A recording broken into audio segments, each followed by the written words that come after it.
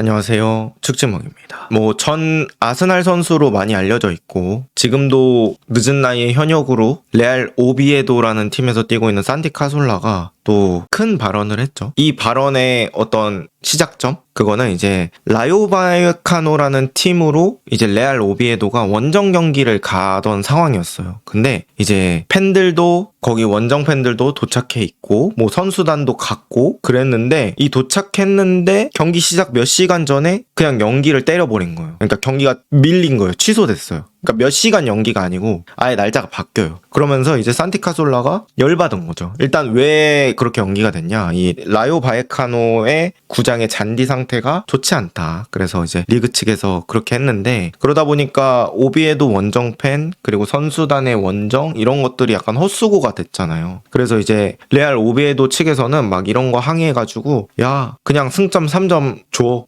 이런 식으로까지 주장을 하고 있습니다. 그 정도인데 어쨌든 산티 카솔라가 이 이후에 발언을 했죠. 영어 표현으로 했을 때는 light year away from the PL. 그러니까 광년이라고 우리가 표현을 하잖아요. 빛의 속도로 했을 때 1년. 빛이 제가 알기로는 초당 30만 킬로를 간다고 했나? 제가 알고 있는 상식이 그건데 아니라면 댓글에 남겨주시면 감사하겠습니다. 어쨌든 프리미어 리그로부터 거의 수광년 동안 떨어져 있는 느낌이다. 그러니까 좀 수준 차이가 난다 이런 식으로 발언을 한 거죠. 그래서 이제 산티 카솔라가 프리미어 리그에서 뛴 적 있는 스페인 선수라 또 의미가 있는 것 같아요. 그래서 이 발언을 또 들으면서 저는 생각이 났던 게 프리미어 리그와 라리가의 차이는 어떤 것들이 있을까? 정말 프리미어 리그와 라리가의 그런 수준 차이가 날까? 이런 부분들을 또 생각을 해봤습니다. 그러면서 이번 영상에서는 재정적인 차이, 그리고 중위권, 하위권끼리의 비교,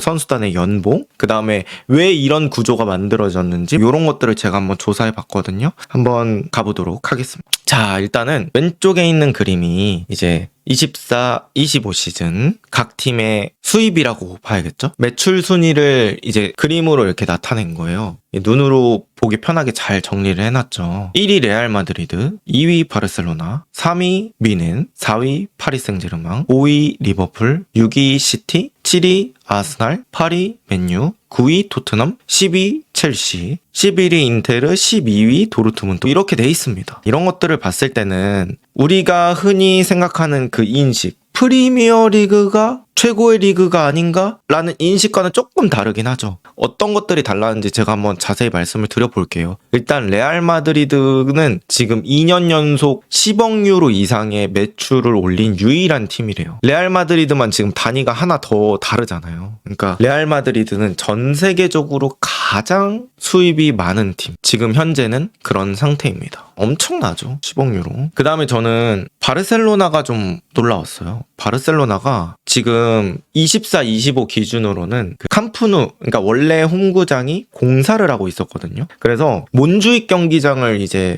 빌려가지고 게임을 뛰거든요. 근데 캄프누보다 관중 수도 적고 아무래도 원래 자기 집보다는 그런 대여료도 있고 판매도 원활하지 않을 거잖아요. 그럼에도 불구하고 바르셀로나가 2위. 게다가 바르셀로나는 심지어 클럽 월드컵 안 나갔어요. 그런데도 지금 2위다. 이거는 또 바르셀로나의 엄청난 힘을 보여주는 것 같아요. 그 다음에 3위는 바이에른 뮌헨. 바이에른 뮌헨은 지난 이 순위에서는 5위였나 봐요. 근데 클럽 월드컵 참가로 또 2계단 상승하면서 3위를 기록하고 있습니다. 독일에서는 그냥 원탑이죠. 그 다음에 파리 생제르맹이 창단 후에 첫 챔피언스리그 우승하고 에어조던이랑 파트너십 이런 것들도 있고 해서 파리 생제르맹이 체급이 엄청나게 많이 올라온 모습입니다. 그래서 우리가 흔히 얘기하는 진짜 레바민 그 다음에 이제 요렇게 얘기를 할 수 있을 것 같아요. 1위부터 4위. 그리고 이제 리버풀은 잉글랜드 역사상 처음이래요. 이 수익을 기록한 게 가장 높대요. 역대 중에. 그래서 리버풀이 24-25 때 리그 우승도 하고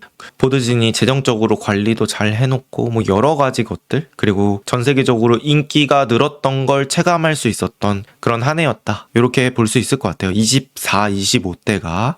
그 다음에 시티는 23-24에 비해서 하면서 감소했다고 합니다. 3위였다가 6위로 떨어졌대요. 아무래도 24, 25 때는 3위를 하긴 했지만 뭐 전체적인 그런 임팩트나 퍼포먼스 이런 것들이 원래 우리가 알던 그런 펩시티보다는 조금 떨어진 게 영향을 주지 않았을까 싶고요. 그 다음 7위 아스날. 아스날은 최근 성적이 반영되기도 했고 뭐 런던이라는 위치, 그 다음에 아스날이라는 팀의 역사 이런 것들이 주요하게 작동하지 않았나 싶습니다. 그 다음 맨유는 이 8등인데 저는 오히려 놀랐어요. 높아서. 그러니까 맨유가 24, 25 유로파 준우승 했잖아요. 근데 이게 준우승이 사실 좋은 거잖아. 어떻게 보면 2등이라는 것도 되게 잘한 건데 그럼에도 이 토트넘한테 지고 그 당시에 리그 성적이 되게 안 좋다 보니까 좋은 평가를 받았던 시즌이 아니죠. 24, 25는. 근데도 8위라는 거예요. 그거는 맨유가 가지고 있는 이 브랜드 가치 이런 것들이 아직도 뛰어나다. 그렇게 볼 수 있을 것 같습니다. 그리고 뭐 토트넘은 이런 얘기 많이 하시더라고요. 자꾸 그러니까 토트넘 성적 떨어질 때 야, 뭐 토트넘이 빅6냐 이렇게 얘기하시는 분들 많은데 빅6는 한국에서 쓰는 표현이 아니에요. 영국 현지에서 쓰는 표현이고 빅은 말 그대로 크다. 구단의 체급이나 규모가 크다. 성적을 얘기하는 건 탑6라고 부르는 게 맞을 것 같고요. 그러니까 토트넘은 이 구단 규모로 봐도 지금 잉글랜드 5위예요. 그래서 이런 것들 볼 때는 토트넘은 빅6라고 불리기에 충분하다. 이렇게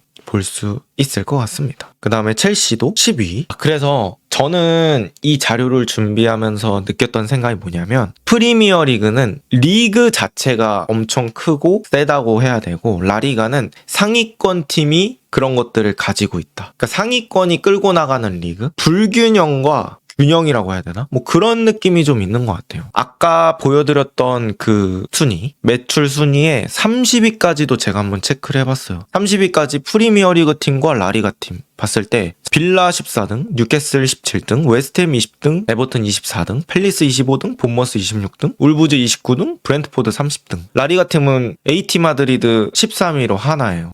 이거부터 차이가 엄청나게 심하다는 거예요, 여러분. 그리고 저는 놀랐던 게 울브즈, 브렌트포드 이런 팀들이 매출이 꽤 된다. 유럽에서도 상위 29등, 30등 할 정도로 매출 수준이 된다는 것. 크리스탈 팰리스도 저는 놀랐어요. 25등. 이게 뭐 FA컵 우승한 거가 영향이 있는 것 같긴 한데 어쨌든 저는 많이 놀랐습니다. 그래서 이런 부분들. 그리고 뭐 빌라, 뉴캐슬, 웨스트햄, 에버튼 뭐 이런 팀들은 사실 또 잔뼈가 굵은 팀들이고 그러네요. 팰리스도 런던 구단이네요. 그런 것들이 좀 반영되지 않았나 싶네요. 어쨌든 유럽에서 전체적으로 프리미어리그 아까 말씀드렸던 빅6에 지금 8개 팀 포함하면 30개 팀 중에 14개 팀이 프리미어리그. 그러니까 절반이 프리미어리그예요. 그러니까 그 정도로 프리미어리그는 상향 평준화가 되고 있다. 저는 이렇게 볼 수 있을 것 같습니다. 그리고 제가 주급 차이도 한번 체크를 해봤어요. 그러니까 이게 주급 차이도 체크를 해보니까 프리미어리그의 강등권 팀 주급과 라리가 중상위권 팀 주급이 맞먹습니다. 이거부터가 어떤 선수들의 심리적인 흔들림을 만들 수 있는 거예요.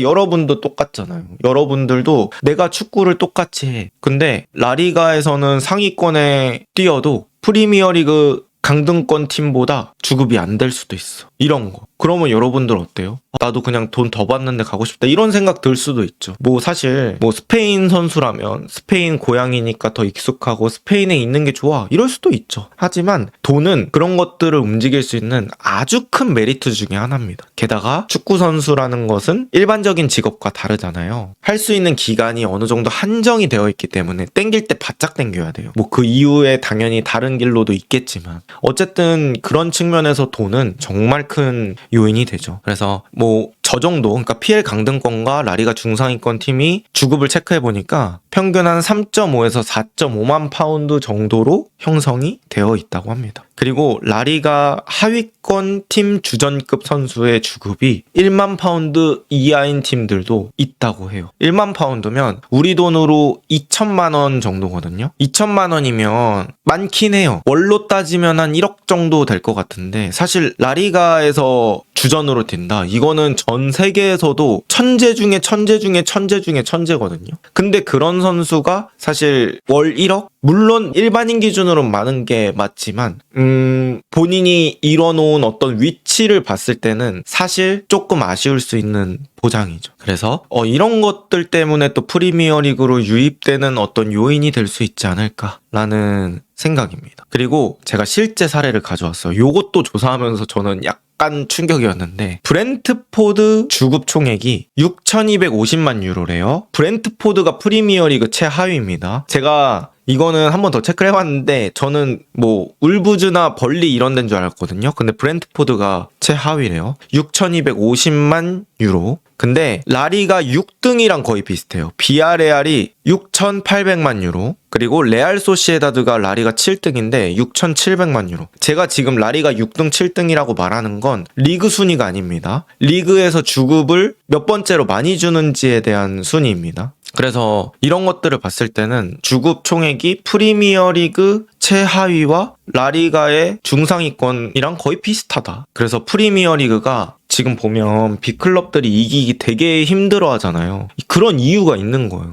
그냥 강등권, 그러니까 꼴찌 주급팀부터 1등 팀까지 너무 돈을 많이 받고 좋은 선수들이 많다. 그러다 보니까 점점 다 상향 평준화 되는 그런 느낌이 있는 거죠. 그래서 이제는 프리미어리그 상위권 팀들이 한 게임 한 게임 이기기 정말 어려워졌다. 이렇게 볼 수 있을 것 같아요. 그 다음에 주급의 불균형도 있어요. 1위끼리 제가 한번 비교를 해봤습니다. 라리가의 1위는 레알 마드리드고 프리미어리그의 1위는 맨시티예요. 레알 마드리드의 주급 총액은 3억 500만 유로입니다. 그리고 레알 마드리드는 라리가 전체의 21%를 차지한대요. 그러니까 라리가에 레알 마드리드가 5개 팀이 있다 하면 그걸로 끝인 거예요. 말도 안 되는 비교긴 하지만. 그리고 레알 마드리드, 바르셀로나 두 팀을 합하면 리그 전체 급여의 35% 이상이라고 합니다. 그러니까 이 두 팀이 정말 어마어마하게 강한 팀들이고, 사실 이 정도 주급을 받다 보니까 다른 하위권 팀들과는 선수 퀄리티 차이가 많이 날 수밖에 없는 거예요. 근데 이게 뭐가 문제냐? 사실 뭐 법적으로 문제되는 건 아니죠. 그냥 레알 마드리드가 잘 나가는 것 뿐인데, 바르셀로나가 잘 나가는 것 뿐인데. 하지만 리그 차원에서는 문제가 될 수 있어요. 왜냐면 재미가 줄어들거든요. 여러분들이 그냥 시청자 입장에서 봤을 때 레알 마드리드랑 뭐 어디 하위권 팀 한대요. 근데 누가 봐도 레알 마드리드가 이길 것 같아. 그러면 뭐 스페인 현지인들은 볼 수 있을지 모르겠어요. 근데 해외 사람들이 잠을 설쳐가면서까지 그 게임을 보려고 할까요? 저는 아닐 것 같거든요. 근데 프리미어리그는 아래 팀이라도 이길 수 있다 보니까 그런 것들을 볼 이유가 더 생기는 거잖아요. 지금 뭐 제가 레알 마드리드가 잘못됐다, 바르셀로나가 잘못됐다라는 게 아니에요. 라리가 전체적인 리그 운영이 셀러리 캡이라는 제도가 의도는 뭐 법만큼만 써 라는 좋은 의도일지 모르겠지만 이게 사다리 걷어차기가 될 수도 있지 않나라는 생각을 또 하게 되는 것 같습니다. 이따가 프리미어리그가 어떻게 자신들의 리그를 키웠는지 또 말씀을 드릴게요. 그 다음에 맨체스터 시티의 주급 총액은 2억 5,500만 유로. 그러니까 뭐 레알 마드리드가 엄청 많이 받긴 하지만 시티도 프리미어리그 1등이니까 많이 받겠죠. 하지만 시티는 프리미어리그 전체 10% 정도만 차지하고 있습니다. 그래서 이런 1위끼리의 비중 차이도 있다. 근데 이런 것들이 리그에 영향을 줄 수밖에 없다. 저는 이렇게 말씀을 또 드리고 싶습니다. 그 다음에 스쿼드의 격차, 이것도 있어요. 그러니까 리그 전체 스쿼드 가치로 따졌을 때는 프리미어리그는 125억 6천만 유로래요. 이게 라리가 세리에를 합한 것보다 크대요. 그러니까 프리미어리그 하나의 리그에 이 가치가 엄청 높은 선수들이 많죠. 그 다음에 라리가 전체 스쿼드 가치는 54억 5천만 유로. 그러니까 2배 이상이 좀 차이가 납니다. 아까 말씀드렸던 것처럼 프리미어리그는 좀 전체, 라리가는 상위권에 집중했다. 이렇게 볼 수 있을 것 같습니다. 그 다음 뭐 실제 사례들. 이거는 뭐 라리가는 아니지만 프리미어리그 중위권 내지는 상위권이 충분히 지출 여력이 있다 보니까 꼭 돈만 보고 오는 건 아니겠지만 이 돈이라는 건 아까 말씀드렸던 것처럼 정말 큰 메리트거든요. 이거는 선수뿐만 아니라 구단 간의 이적료 거래를 할 때도 큰 메리트로 작용을 하죠. 돈을 많이 준다는데 이 선수가 떠나고 싶다고 마음을 먹으면 보내는 팀 입장에서도 보내볼까? 이런 생각이 들 수밖에 없는 거예요. 이거는 뭐 어쩔 수가 없는 부분이다. 이 분데스리가 같은 경우에도 스타들의 유출이 좀 많았던 이번 여름 이적 시장이었어요. 비르츠, 레버쿠젠 리버풀, 세슈코 라이프치히에서 맨유, 볼테마데 슈투트가르트에서 뉴캐슬, 시몬스 라이프치히에서 토트넘, 기튼스 도르트문트에서 첼시, 에키티케도 있고요. 네, 제가 생각나는 대로 적어본 거예요. 어쨌든 그런 스타들이 프리미어리그 가는 거, 이런 것들은 점점 이 프리미어리그의 스타성이 있고 유명한 선수들이 많이 가고 있다. 이런 것들이 있습니다. 그리고 중계권료 차이가 아까 말씀드렸던 것처럼 커요. 제가 아까 말씀드렸던 얘기가 잘하는 팀과 못하는 팀의 차이가 너무 크면 그 경기를 봐야 되는 이유가 좀 줄어든다고 말씀을 드렸잖아요. 이거 보면 중계권료가 압도적으로 차이가 납니다. 프리미어 리그는 해외 중계권료만으로 매 시즌 30억 달러, 4조 원. 미쳤죠? 해외예요. 그러니까 자기들 내수 빼고 전 세계적으로 파는 거가 4조. 엄청나죠. 그리고 이거는 뭐 라리가 중계권의 2배가 넘는 수치. 그리고 뒤에 말씀드리겠지만 프리미어리그는 중계권료를 거의 균등하게 배분합니다. 아까 말씀드렸던 것처럼 프리미어리그 강등권이 라리가 중위권보다 돈을 많이 쓰는 구조다. 중계권료 어떻게 배분할까? 50대 25대 25 요런 느낌으로 보시면 될 것 같습니다. 일단 프리미어리그는 균등 배분이 이게 어떻게 보면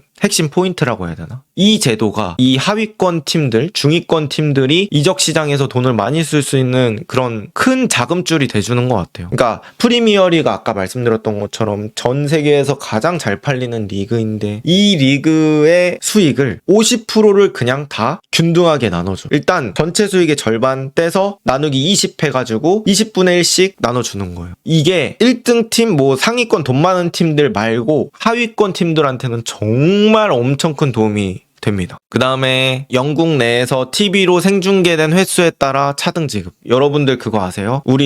우리나라에서는 프리미어리그 모든 경기 보잖아요. 다시 보기도 되잖아요. 근데 영국은 방송사마다 그 따는 경기가 따로 있어요. 제가 알기론 그렇거든요. 뭐 TNT 스포츠, BBC 뭐 이게 모든 경기를 다 따지 않더라고요. 그래서 그 TV로 생중계된 횟수에 따라서 아무래도 이제 뭐 인기 팀들이 생중계된 횟수가 더 많겠죠. 예, 그런 부분에 있어서 차등 지급이 되고, 그 다음에 성적 배당금, 이거는 뭐 당연하죠. 25% 정도 성적 배당금 하는데 이거는 계단식 배분. 그래서 1위부터 20위까지 뭐 이렇게 차등 지급을 하는데 1위에서 20위 차이가 한 4천만 파운드, 우리 돈으로 800억 정도 한대요. 그래도 저는 4천만 파운드면 저는 적다고 느껴져요.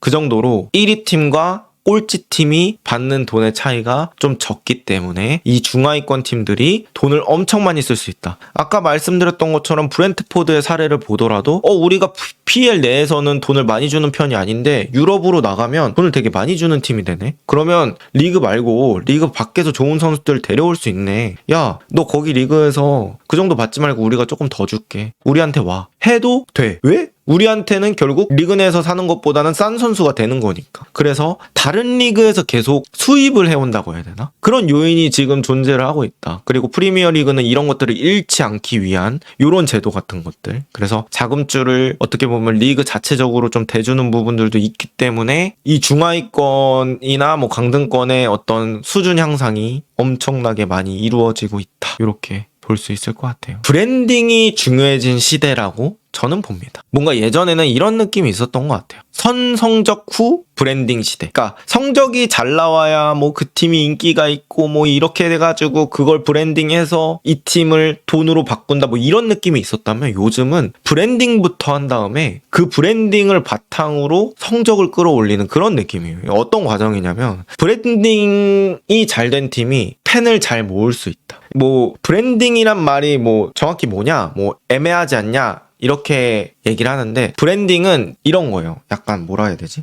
충성 고객이라고 해야 되나? 어떤 것들을 살 때 예를 들어 아이폰을 우리가 산다고 가정을 했을 때 아이폰이란 게 이미 좋다고 머리에 인식이 박혀있는 사람들은 16과 17의 차이를 고려하지 않고 아이폰이네 이러고 사는 사람들도 많단 말이에요. 그런 게 약간 브랜딩의 효과죠. 그래서 이런 브랜딩이 잘 된 팀이 팬을 잘 모을 수 있죠. 야, 우리 팀 응원 한번 해볼래? 우리 이런 매력 있어. 우리 이런 식으로 브랜딩했어. 우리는 전통도 있고 뭐도 있어. 우리 좋은 스타 플레이어들도 있어. 이러면서 팬이 모이기 시작합니다. 팬이 모인다? 당연히 구단의 인기와 관심이 늘어납니다. 그리고 우리 팀 팬이 아니더라도 관심이 늘어날 수 있어요. 예를 들어서 여러분들 토트넘의 팬이 되셨어요? 내지는 리버풀의 팬이 되셨어요? 리버풀에만 관심이 있나요? 아니죠. 첼시도 관심이 있고 아스날에게도 관심이 있고 시티한테도 관심이 있고 그럴 수밖에 없잖아요. 상대팀이고 뭐 같은 리그를 하다 보니까 그런 거 같아요. 그래서 이제 인기와 관심이 늘어나고 인기와 관심은 결국 돈입니다. 팬베이스의 스포츠다 보니까 돈이에요. 돈이 많아진다? 그럼 좋은 선수와 감독을 데려올 가능성이 높아지고요. 시설 개선도 좋아집니다. 결국에는 선순환이 된다. 물론 아직까지도 이제 축구에서 중요한 거는 성적이 맞아요. 성적이 맞는데 이 브랜딩이 되게 중요해진 시대가 됐다. 그래서 이런 것들이 결국에는 중요해져서 이 프리미어리그의 어떤 중위권, 하위권까지 선수 퀄리티나 실력이 좋아지다 보니까 이런 차이가 점점 더 생기는 것 같습니다. 그러니까 결론을 내리기는 어렵지만 그냥 제 생각을 말씀드려보자면 뭐 여러분들도 아시겠지만 리그 전체적인 수준은 프리미어리그가 다른 리그에 비해서 많이 올라왔다. 아마 중하위권끼리 붙으면 저는 프리미어리그가 되게 강할 거라고 느껴져요. 근데 상위권은 여전히 라리가, 레알 마드리드나 바르셀로나, 뭐 바이에른 뮌헨, 파리 생제르맹 이런 팀들이 강세긴 하다. 근데 결국 리그의 불균형은 그 리그의 흥미를 좀 저하시키는 원인이 될 수도 있다. 근데 저는 이 프리미어리그가 전체적으로 잘 나가는 게